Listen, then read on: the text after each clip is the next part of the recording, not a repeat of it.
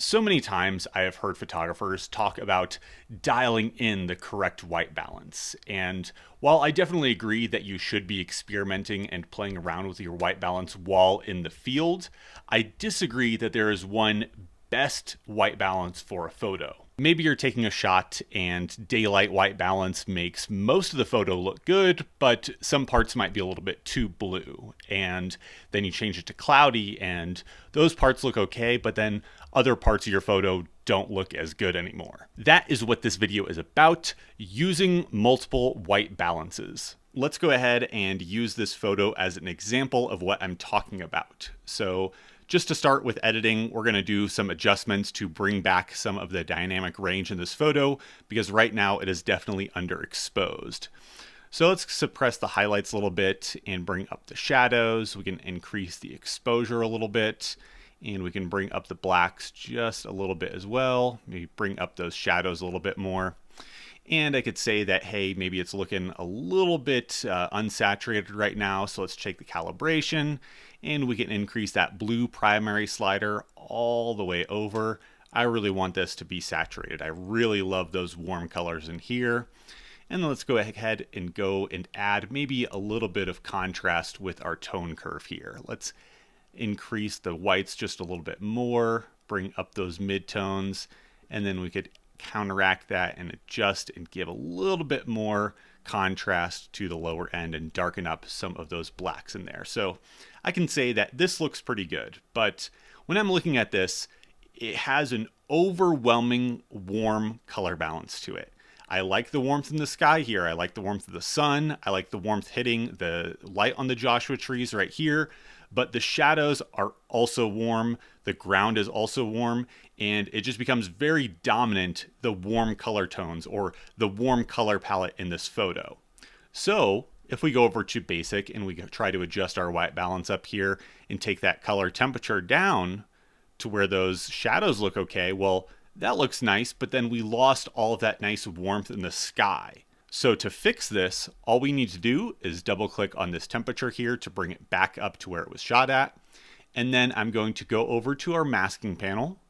I'm going to go down to range and I'm going to use a luminance range and I'm going to target just the shadows of the photo. And you can see here it has done a very good job. I'm going to feather this out a little bit. I'm going to take down the selection to really target just the blacks.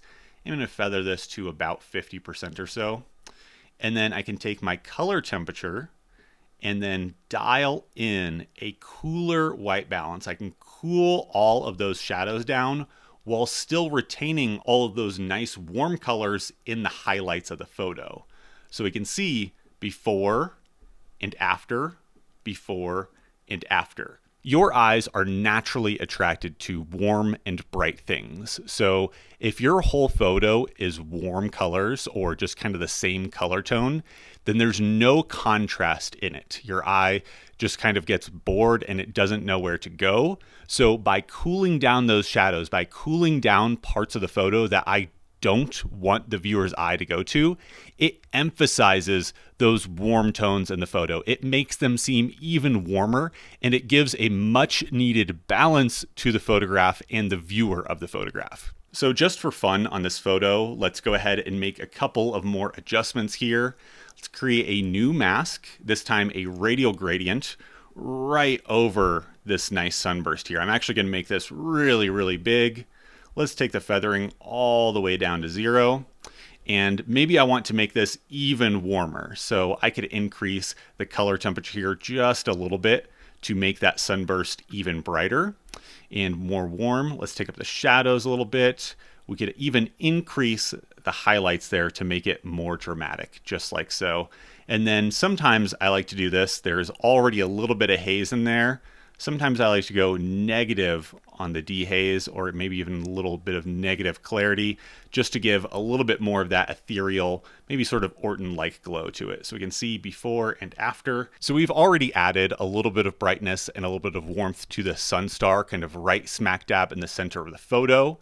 But if we want to make it even brighter or even more apparent and stand out even more, Well, what can we do for that? We can just darken everything else around it. I love in photo editing to emphasize certain parts of the photo through subtle manipulations like this. So let's say we want something to be bright. Well, if I can't make it any brighter, let's just darken everything else around it. If I have this really nice warm section of a photo, well, maybe I can't make it warmer, but I can make it appear warmer by cooling everything else around it. In this instance right here, we have already made a big radial gradient targeting this section.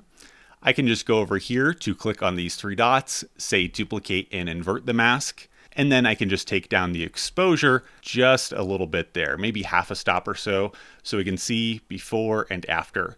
And if I really want to, again, emphasize the warmth here, I could cool this down as well, just like so. Let's hit enter to confirm that. I'm going to get out of our masking panel here. And then maybe one final thing I might want to do to this photograph is to add a little bit of clarity to bring back some of that mid-tone contrast and to really emphasize some of this light that's hitting all these nice textures in the sides of these Joshua trees. Let's go ahead and just check before and after of all of these masks here. And we can see before and after how much of a visual impact it has made, especially with that first mask where all we did was cool down the shadows.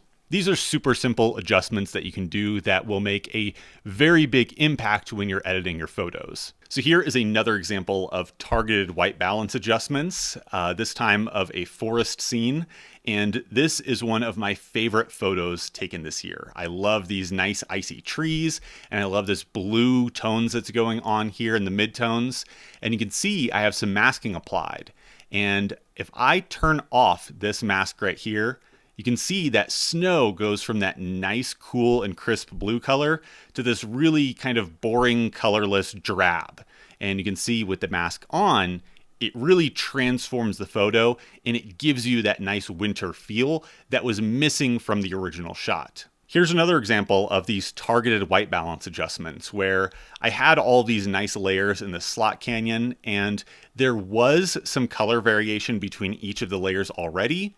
However, using targeted white balance adjustments to each of these layers of the canyon helps it achieve this kind of layer cake look where each layer is totally separate from another one and it gives that visual depth to the photo. Here's another photo where I have this white balance of these nice warm tones up here where it looks like the sun is hitting these nice ridges from above. And then in the shadows, you have these nice cool tones and it helps give a lot of separation between each of these layers. But if you look at the unedited photo, you can see we have this kind of overwhelming white balance where everything is this kind of warm greenish color. But by dialing in that white balance to specific parts of the photo, we're able to achieve a lot more depth in the final shot. So you don't have to listen to this advice that, oh, well, it's cloudy, so I should be on cloudy white balance, or, hey, I have to use this white balance because of these conditions. There are no rules, just use a white balance that looks good, or use multiple white balances or these targeted color temperature adjustments. A big thank you for watching this week's video. If you want to go on a photo adventure with me, check out my website, warnerwildernessphotography.com. Thank you for watching. I'll see you next week.